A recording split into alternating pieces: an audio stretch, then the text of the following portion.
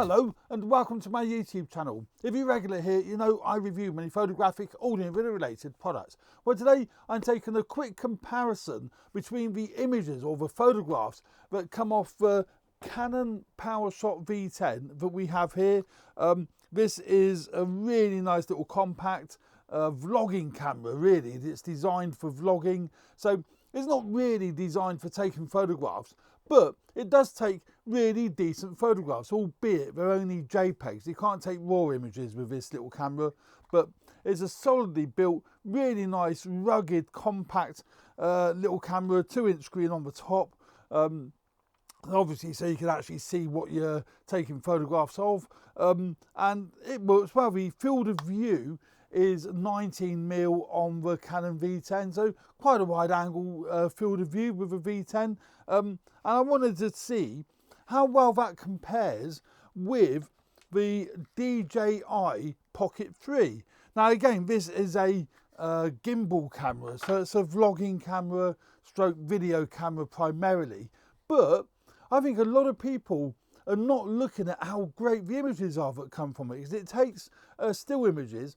The beauty with this particular one, it takes stills in JPEG and in RAW. So you've got the benefit of RAW for editing, and I think that is awesome. This has got a nice little, again, 2-inch screen so you can see what you're doing. And this has a 20mm field of view. So there's 1mm difference between this and the Canon V10. But the advantages are, with stills, this one takes RAW, the Canon V10 doesn't. Also, there's a pixel count difference. The Canon V10, although they're only JPEGs, is 15.2 megapixel still images, where the DJI Pocket 3 is 9.4 megapixel images. So they're quite low, but they're actually really, really good. And I'm going to spin through them on my computer here, do some comparisons. So you guys and girls can see a comparison between the stills taken with the little DJI Pocket 3 compared to the Canon V10. Now, from a practical point of view, I actually would prefer taking out my V10. If I'm not planning to take video, I would take the V10 because it's far more rugged. I can shove it in the pocket. This, I would always be a little bit concerned I'm going to damage the gimbal, and I'd have to keep it in its, either in its pouch. I bought the Creative Combo Kit. It comes in this pouch where you can store everything in it. Or you can use the plastic case that it comes with. So, you know, it's called a pocket camera, but it isn't really that pocketable because of the concern of damaging the actual gimbal on the camera. And for stills, the gimbal I don't think actually makes any difference whatsoever, certainly for video, obviously, but not for stills. I think the V10 is absolutely, you know, fine for taking still images. It is a shame that Canon haven't put RAW into the camera. Whether they would be able to do that with a firmware update, I have no idea.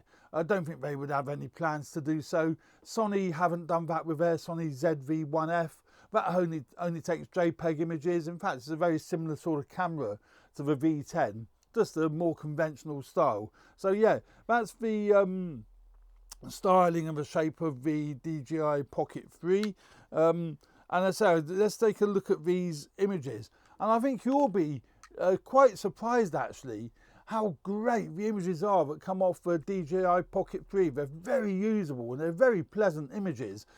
What I would strongly suggest though is take a look at them on my Flickr page. I will upload them to Flickr, both the V10 and the DJI images. Compare them yourself. Look at them on your own computer and see what you think of the differences between the two cameras.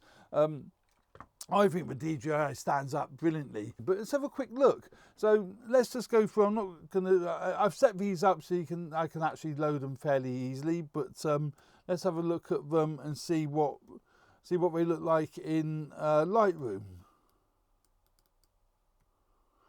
So we've got on the left here we've got the DJI. On the right we've got the Canon, and immediately you can see the DJI seems a bit wider. That might be the field of view from where I took them, but they were both on a little bracket.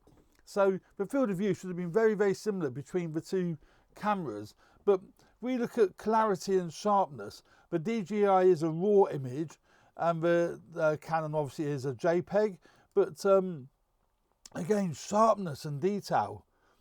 I think even though the DJI is only 9 megapixels and the Canon is 15 megapixel, the DJI seems just that teeny bit sharper. I don't know, it might be my eyes, it might be me, but I think there's a little bit more detail in the DJI one. Admittedly, it's a raw file, although the colours on the Canon are always lovely. Look at the colours, look at the greens there, really, really lovely. Let's have a look at another two. Let's compare those two, see what they... Again, these two, Canon on the left and DJI on the right. Colours, again, are very vivid on the Canon. They seem quite muted, a little bit more muted on the DJI, but still very, very nice. And obviously, being that it's a raw file, you've got tremendous flexibility with editing the raw file. With a JPEG, it's pretty much all baked into that JPEG file. So your flexibility for editing isn't as good as what it would be with the DJI image. But again, sharpness and clarity, it just seems a little bit, DJI just seems a little bit sharper. I was saying that, looking at the bird box there, the Canon probably looks a bit sharper. The other nice thing with the DJI one, it does create, let's have a look at this one. You've got a little bit more separation, a little bit more, well, sort of bokeh, but it's a bit more separation between the foreground and the background.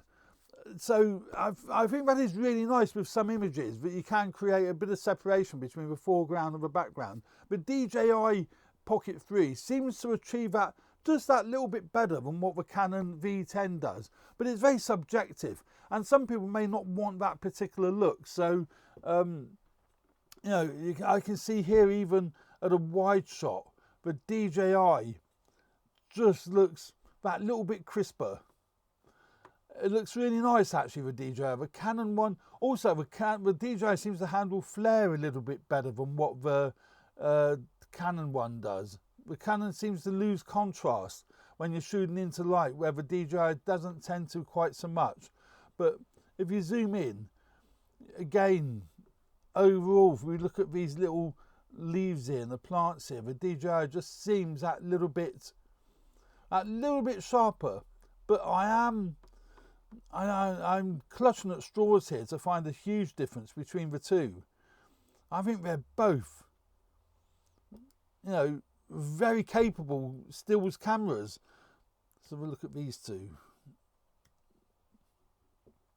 Yeah, I mean, again, it's very difficult looking at the brickwork. Yeah, I think the DJI Pocket 3 just has a slight edge over the Canon.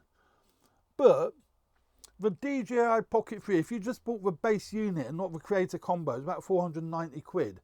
And the Canon PowerShot V10 was about that price. But I have noticed the V10 coming down quite considerably. I think it's around about £390 now. So there's quite a substantial saving going for the Canon V10. It's still a capable vlogging camera. It's a very capable little camera, but it's very rugged. So, there's mileage in suggesting that maybe the Canon would be a really good choice over and above the DJI Pocket 3. Obviously, the DJI Pocket 3 has many other advantages as well. You've got time lapse with the DJI Pocket 3. You haven't got that with the Canon V10, and there's various other features that the Pocket 3 has. Not just to mention the gimbal, but it's also panorama. You can do lovely panoramic images with the DJI Pocket 3. You can't do that with a Canon V10. So, that extra 100 quid is probably, could be a well worth investment if you're happy with, the form factor, the design of the Pocket 3. As I say, I'm just always a little bit nervous. I use it a lot in the studio here, and I will be using it when I go out. But I am a little bit nervous of damaging the gimbal and damaging this part of the actual unit if I'm just taking it in and out of my pocket, shoving it in a camera bag. If it's in its case, fine, I don't have a problem with that. But with the V10, there is no fear of that because it's just really rugged. It's tiny, it's compact. It's got a little stand as well that you can use. I use the stand for holding the camera when I'm taking still images. So, it's quite a nice little stand, and I can just hold it like that.